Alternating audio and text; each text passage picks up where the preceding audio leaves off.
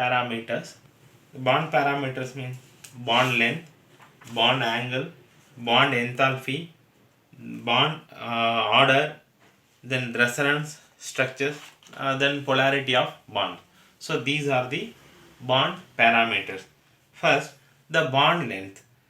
The bond length is the equilibrium distance, that is this, the equilibrium distance between the nuclei of two bonded atoms in a molecule. So bond lengths are usually measured by the spectroscopic, that is the spectroscopic method you are going to learn in higher classes. So each atom of the bonded pair contribute to the bond length. Look at this atom A and the atom B. So in case of the covalent bond, the contribution from each atom is called the covalent radius of that atom. See, the covalent radius is measured approximately as the radius of an atom's core which is in contact with the core of the adjacent atom in a bonded situation like this. So the covalent radius is the half of the distance between the two similar atoms joined by a covalent bond the same molecule. Okay. This is here this R is equal to RA plus RB. That means here the R is a bond length and RA and RB is the covalent radii of the atom A and B. Okay. So the van der Waals radius represents the overall size of the atom, which includes its valence shell in a non-bonded situation. Further, the van der Waals radius of the half of the distance between the two similar atoms is separate molecule in a solid. Next is a bond angle.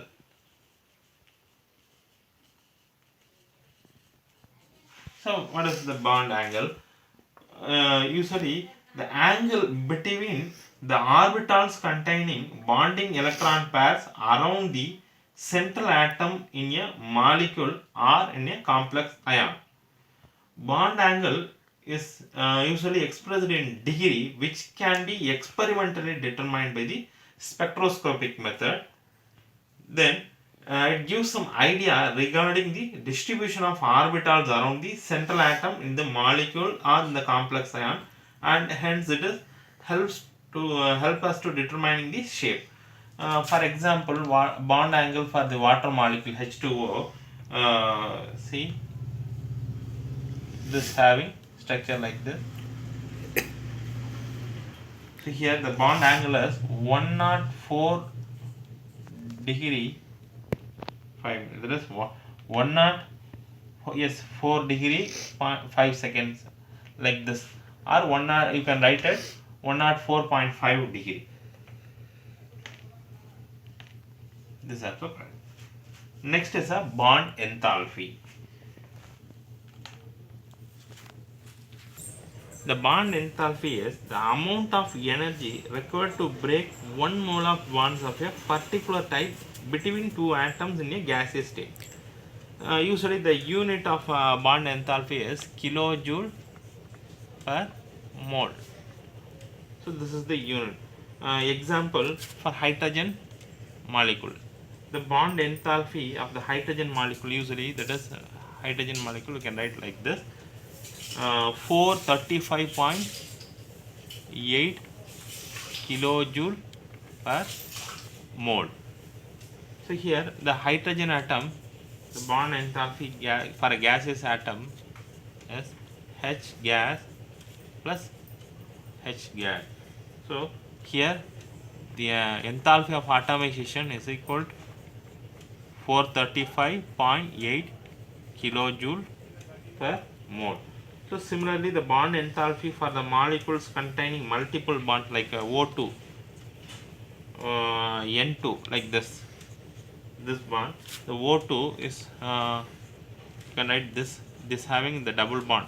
So O2 is similar to like this. So this is a gaseous atom to form, there is oxygen gas and another one oxygen gas. Here the bond enthalpy of atomization is 498 kilojoule per mole. Similarly for nitrogen N2, this nitrogen like this N triple bond N gas form N gas and N gas. So here the bond that is enthalpy of atomization is for 946.0 kilojoule per mole. So this is the important. It is important that the larger the bond dissociation enthalpy, stronger will be the bond in the molecule. For a heteronuclear diatomic molecules like HCl that we have, the HCl gas gives H gas and Cl gas. Here the bond atomization is enthalpy of atomization is 431.0 kilojoule per mole. Okay. So in case of the polyatomic molecule, the measurement of the bond strength is more complicated. For example, in the case of the water molecule, the enthalpy needed to break the 2 OH bond. Here the 2 OH bond is not in the same. Okay. So for example, H2O gives H gas plus OH gas, enthalpy of atomization as 502 kilojoule per mole. Okay. Then again the OH is H gas plus O gas gives, this is one enthalpy of atomization 1, and the enthalpy of atomization 2 is 427.0 kilojoule per mole. Okay. Here the differences between these two values, that the second of that OH bond is changed in the chemical environment. This is the reason for some different in energy of the same OH bond is in different molecules like ethanol and water, like this. Ethanol and water means ethanol having C2H5OH and water also having OH bond. Okay. So therefore the polyatomic molecules in terms of mean or average bond enthalpy is used. For average bond enthalpy for this water molecule is average bond enthalpy is equal to 502, adding of two values 427 divided by 2. This is the mean value, that is average bond enthalpy value. This will be 464.5 kilojoule per mole.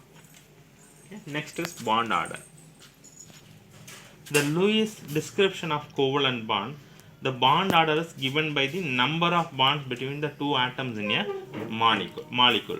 So the bond order example, H2 with a single shared electron pair in O2, 2 shared H2 is single shared pair of electron, O2 2 shared pair of electron, and N2 3 shared pair of electron.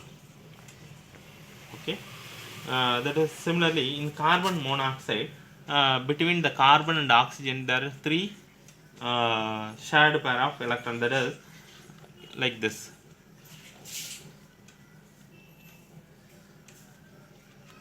Here then the bond order is for carbon monoxide also 3.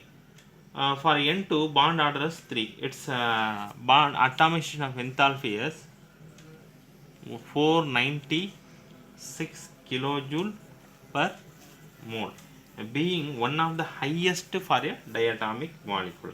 So in isoelectronic molecule and ions have identical bond order.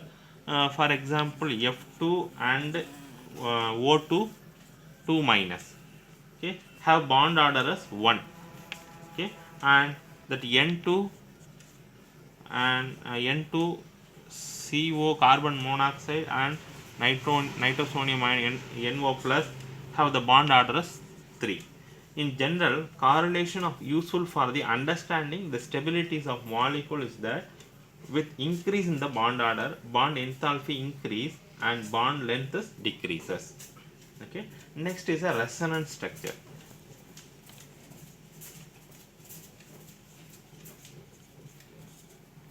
Resonance structure. So it often observed that the single Lewis structure is inadequate for the representation of a molecule in the conformity with its experimentally determined parameter. For example, the ozone O3 molecule. The ozone molecule is like this. O single bond O double bond O.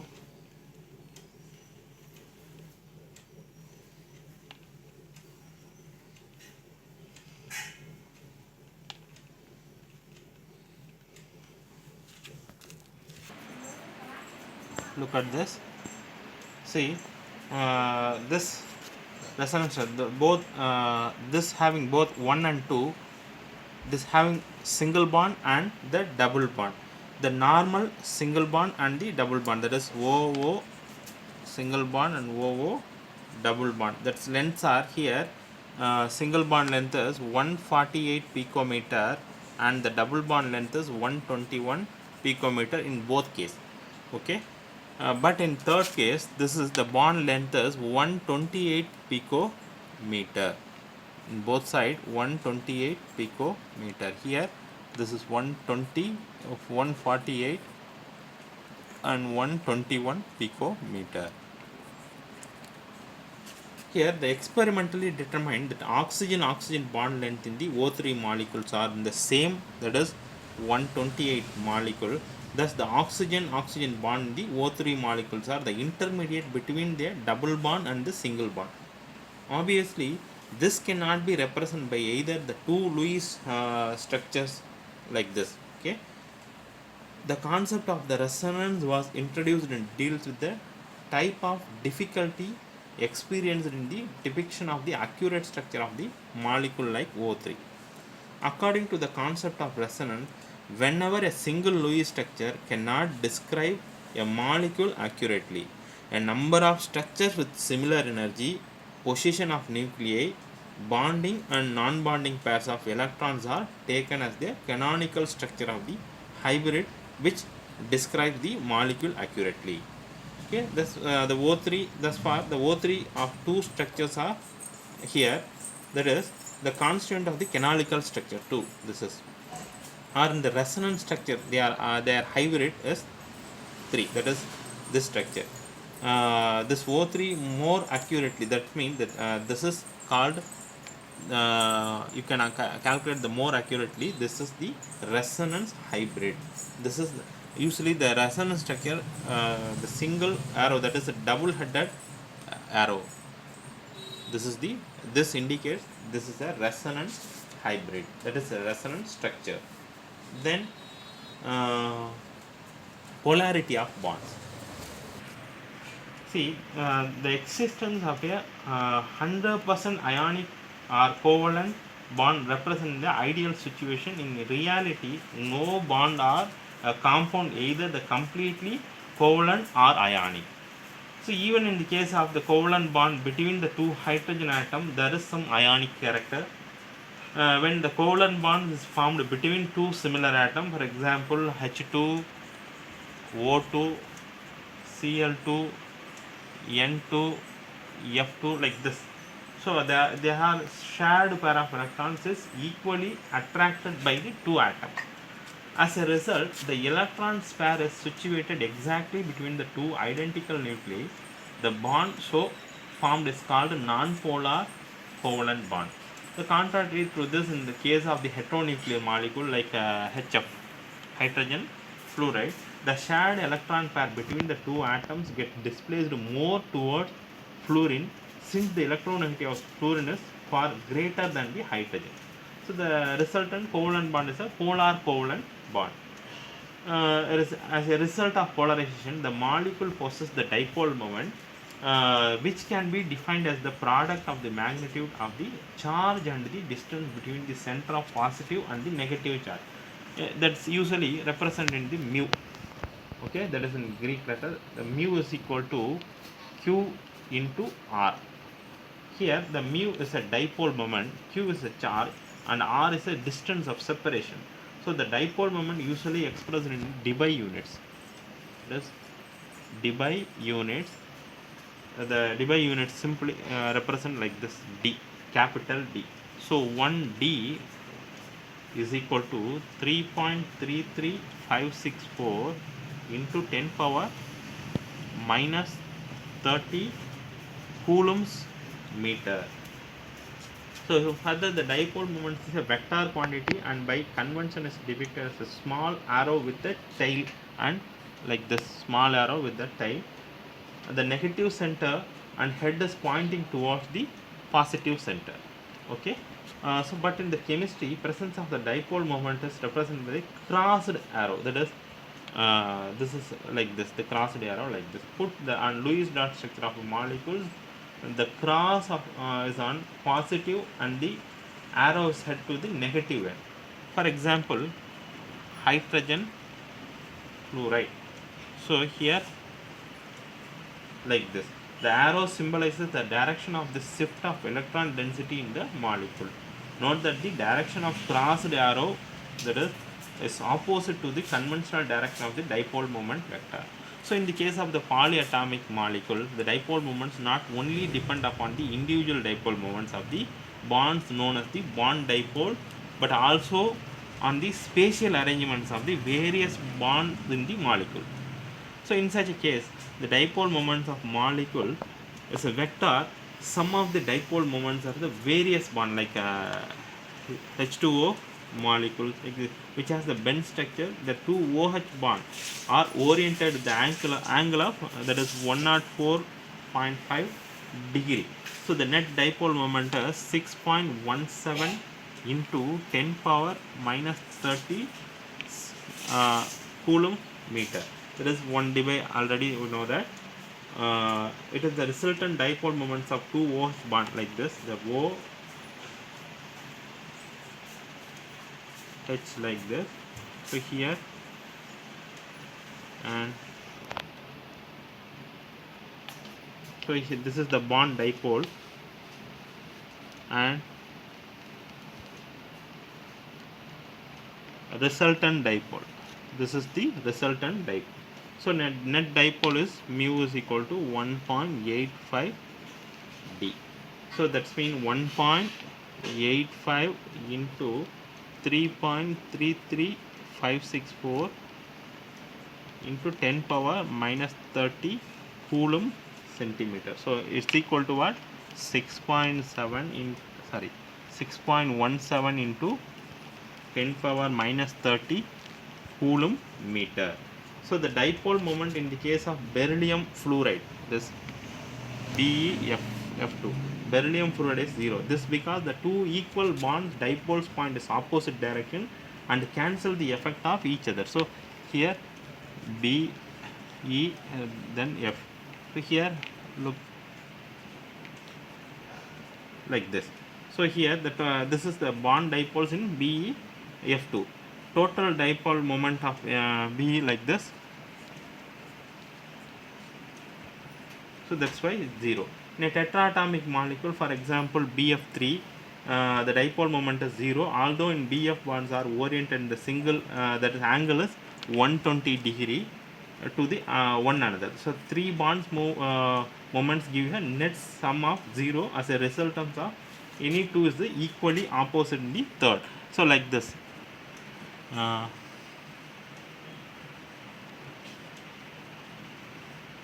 So sorry, BF3 molecule. So here you can see it, this structure like this, and this dipole moments like this. So here also this is the bond dipoles in the BF3, the resultant dipole, that is the total dipole moment like this. So it's equal to 0. Okay. That is we can study that interesting case of that NH3 and NF3. NH3 and NF3. that molecule, both molecules have the pyramidal shape with a lone pair of electrons on nitrogen atom, although fluorine is more electronegative than nitrogen. So the resultant dipole moment of NH3 is 4.90 into 10 power minus 30 coulomb meter. So in greater than that of the NF3, that is 0.8 into 10 power minus 30 coulomb meter. So this is because in the case of ammonia molecule, the orbital dipole due to the lone pair of the same direction as the resultant dipole in NH bond. So whereas in NF3, the orbital dipole in the direction opposite to the resultant moment, the 3 NF bond. I will show you the diagram. The orbital dipole, because of the lone pair, decrease the effect, and the resultant NF bond is moment. So which result in the low dipole moment of NF3 as usually. I will show you the structure. See, like this. The resultant dipole moment for this is NH3 and the NF3. Okay,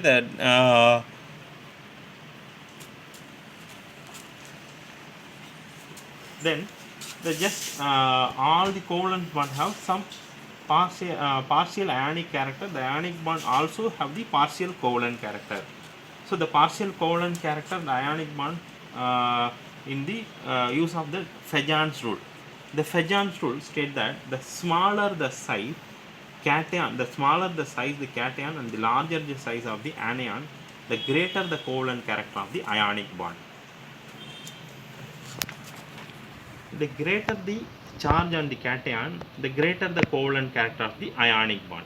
Then for cations of the same size and charge, the one with electronic configuration like that is n minus 1 d n ns 0. This is typical of the transition metal, is more polarizing than the one with the noble gas configuration like ns2 np6. So the typical of the alkali and alkaline earth metals cation. Okay, the cations polarizes the anions, pulling the electronic charge toward itself and thereby increasing the electronic charge between the two. So this is precisely what happens in the covalent bond, that is the buildup of the electron charge density between the nuclei. So the polarizing power of cation, the polarizability of anion, and the extent of distortion, that is the polarization of the anion, are the factors which determine the percent covalent character of the ionic bond. Next class we will discuss the VSEPR theory. Thank you.